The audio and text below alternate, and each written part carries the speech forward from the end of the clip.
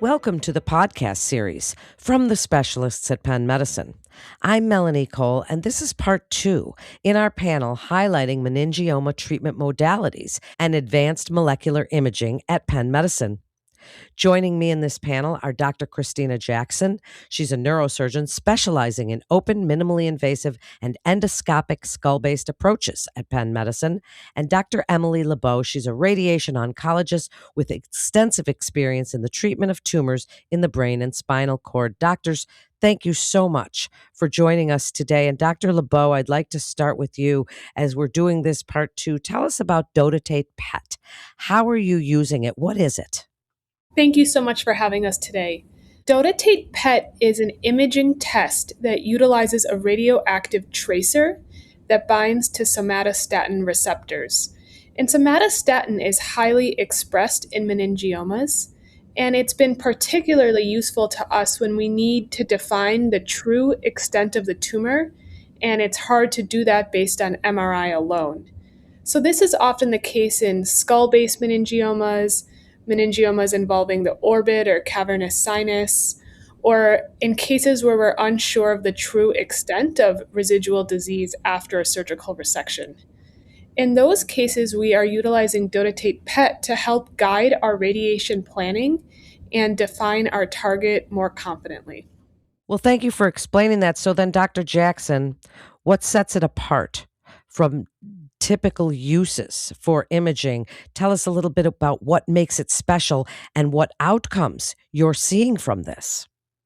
So as Dr. Lebow mentioned, this technique tries to utilize a specific protein that's typically expressed on the meningioma tumors, and we're able to more confidently identify these tumor cells on imaging with DOTATATE-PET versus conventional imaging techniques like MRI, for example.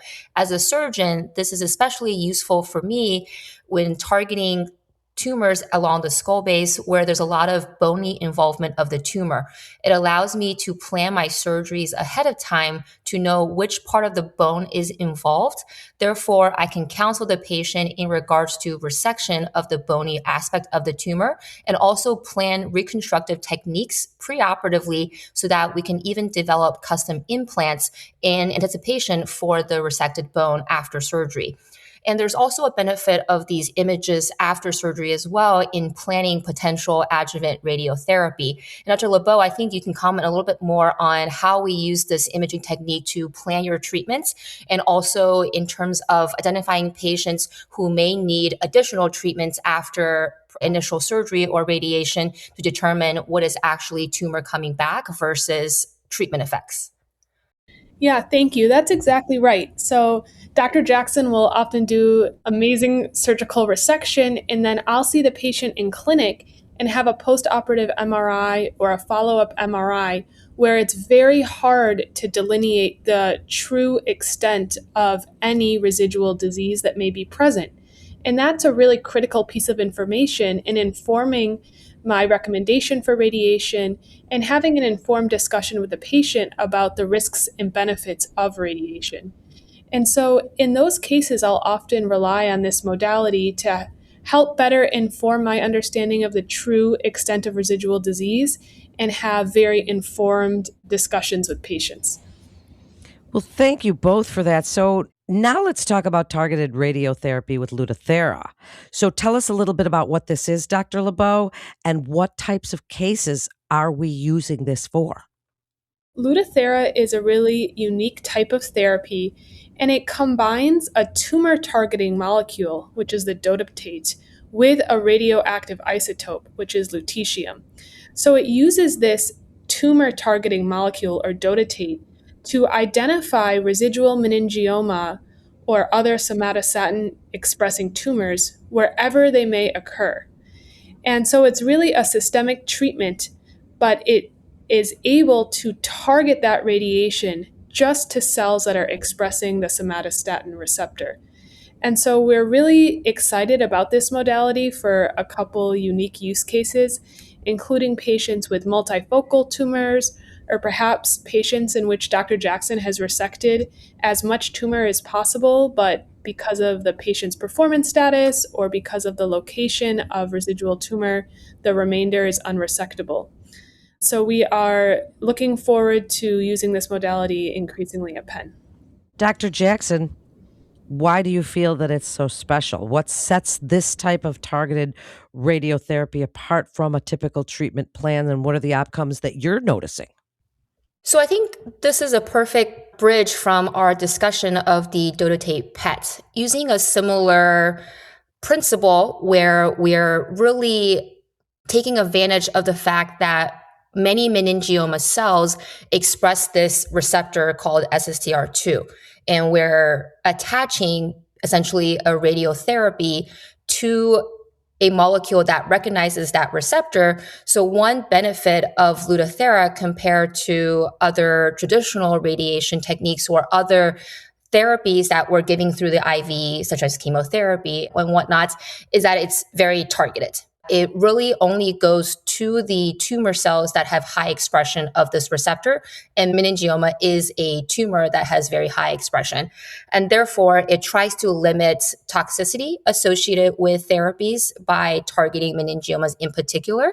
The other advantage of this treatment is that it can be given through the IV, so it's easy to deliver, and many physicians, including oncologists, are comfortable delivering this type of treatment versus other types of radiation, for example. And even though this is just an emerging technique, we are seeing very compelling results in patients. For example, patients who have received Lutathera therapy for higher grade meningiomas has had better progression-free survival, meaning time to recurrence of the tumor or growth of the tumor at 6 months compared to historical controls. So we're very excited that we're going to be able to make this therapy available for patients at Penn in 2026. That's very exciting, as you said. Now, on to GammaTile. Dr. Lebow, tell us about this treatment, the type of cases that are best suited. What are you seeing with GammaTile? Yeah, thank you so much. So this is a really exciting modality that we're using now for patients with recurrent meningioma as well as other indications. And Dr. Jackson really does all the hard work here. So a patient is taken to the operating room, and at the time of resection, radioactive tiles are placed along the edges of the resection cavity, and then radiation is released into the immediate surrounding tissue to treat where there is a highest risk of recurrence. And I'll let Dr. Jackson talk a little more about the process of placing the brachytherapy tiles and sort of what the experience is like in the OR. Absolutely. So I think one advantage of using GammaTile is the timing of the treatment. Oftentimes, patients with meningiomas, whether it be at initial diagnosis or in the recurrent setting, surgery can still be an option. And the beauty of this treatment is that the patient is able to get both the initial surgery or a follow-up surgery in addition to radiation and radiotherapy at the same time as the surgery. So after the tumor has been removed, the concern is that there may be tumor cells along the margin of the cavity of resection that we may not be able to see with our naked eyes. And therefore, to minimize the risk of those microscopic cells from regrowing, what we can do is lay down these GammaTiles along the cavity to deliver local radiation to minimize that risk. What is actually really simple and easy for me as a surgeon is that this radiotherapy is actually embedded in a material that we often use during surgery for hemostasis to prevent bleeding. And the material and the device is very simple to use. Many neurosurgeons are very familiar with it, and it doesn't add any additional time or effort or learning curve to be able to use this, and allows the patients to have surgery and radiation in the same setting to prevent them from having to come back for either several days or several weeks of radiation therapy. So what outcomes, Dr. Jackson, are you seeing from this, and what are patients saying? Because that's really outstanding that you're doing these things at the same time, and certainly for patient quality of life and convenience. So similar to Lutathera, GammaTile, it is also a newer technique and therapy. And in addition to meningiomas, we have also been using this modality in other tumor types. And from patients across different tumor types that we have been using this modality in, we do have good reports in terms of the convenience of being able to get the radiotherapy at the same time as the surgery to minimize that travel time back and forth for additional radiation. The other benefit is we are able to use these GammaTiles in patients who may not be great candidates for additional traditional radiation therapy. And so it does provide an additional modality that we can discuss with patients who may not have other options from traditional standard therapies. In terms of outcomes, again, this is more preliminary, but we are seeing promising results in terms of local tumor control with placement of GammaTiles for progressive meningiomas. And we're still conducting multi-center studies to be able to increase the number of patients and have longer follow-up periods to really be able to report the overall outcome for these therapies. But so far, it is looking very promising. That's great news. Now we're going to talk about targeted therapies. We've really covered so much today, and this is such a fascinating topic. Now, Dr. Lebow, tell us a little bit about targeted therapies and what that means really in today's meningioma modality treatment plan. Sure, yeah, this is a very exciting area. So, historically, meningiomas were not profiled molecularly in terms of specific genetic alterations. But in 2026, at Penn, we are performing molecular profiling on almost all resected meningiomas. And this gives us critical information about genetic alterations and vulnerabilities biologically in these tumors. And we're able to use therapies that target specific molecular alterations that we may detect in a patient's tumor.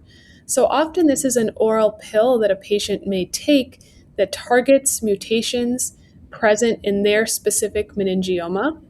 I think this really speaks to the importance of multidisciplinary care in meningiomas. So we are working very closely with our molecular pathologists to assure high quality molecular profiling, with our medical oncology colleagues to identify targeted therapies and help oversee the administration to patients. Well, then, Dr. Jackson, on to you. What sets these therapies apart and what outcomes are you seeing? Why is this so exciting? So I think along a similar theme of the targeted radiotherapies that we have been discussing, the distinction of targeted systemic therapy really is kind of this key buzzword or key word of precision medicine. We're looking at each patient's individual tumors separately now. We are routinely performing sequencing of the meningiomas that are being resected and treated at Penn, and it allows us to look for unique footprints that these tumors have in a particular patient so that we're not treating all patients' tumor the same way.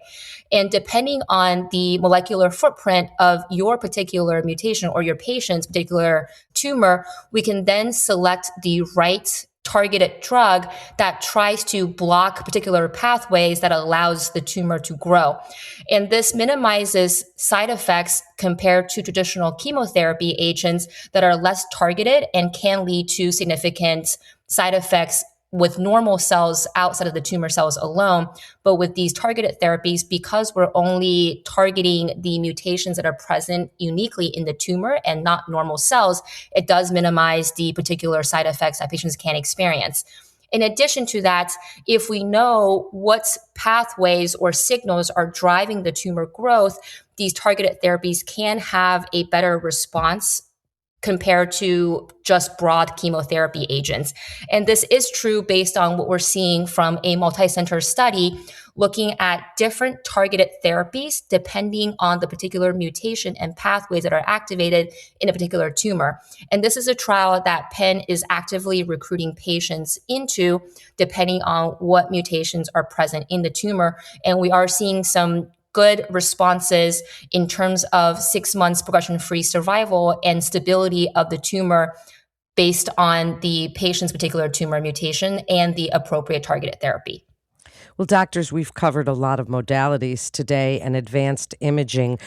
I'd love to give you each a chance for a final thought. So, Dr. Lebow, what would you like the key takeaways to be in this panel highlighting meningioma treatment modalities and advanced molecular imaging at Penn Medicine, and why this is really such an exciting topic? Thanks so much. So I think there are a lot of new treatments for meningiomas, both available at Penn now and on the horizon in 2026. And this includes GammaTile, it includes Lutathera, it includes targeted therapies like MEK inhibitors. In that setting, it is so important to have an evaluation with a multidisciplinary team who routinely cares for meningiomas and can refer patients for comprehensive sequencing, multidisciplinary evaluation, and personalized care. Dr. Jackson, last word to you.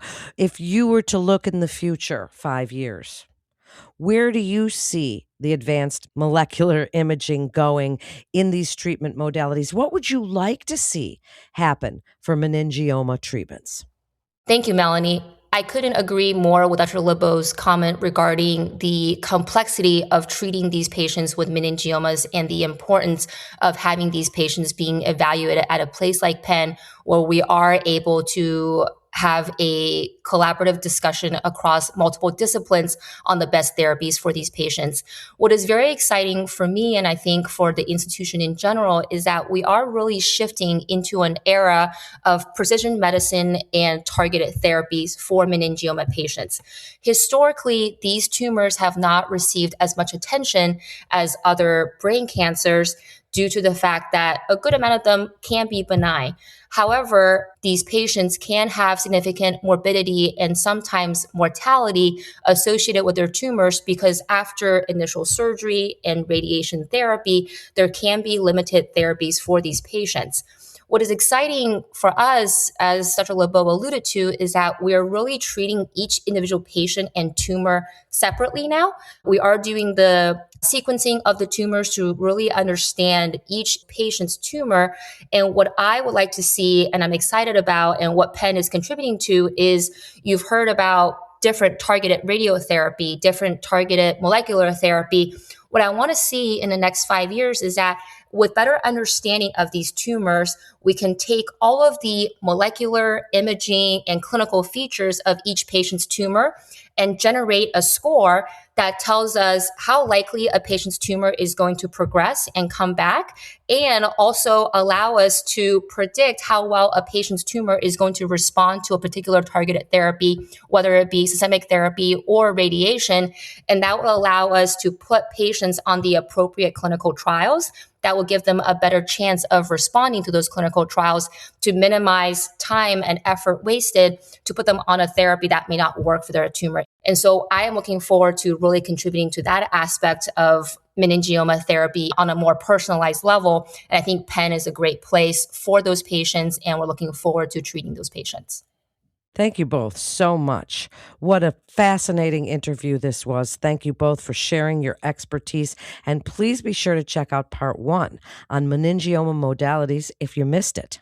To refer your patient to Dr. Lebow or Dr. Jackson at Penn Medicine, please call our 24/7 provider-only line at 877-937-PENN, or you can submit your referral via our secure online referral form by visiting our website at pennmedicine.org/refer.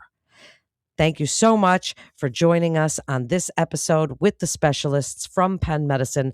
I'm Melanie Cole.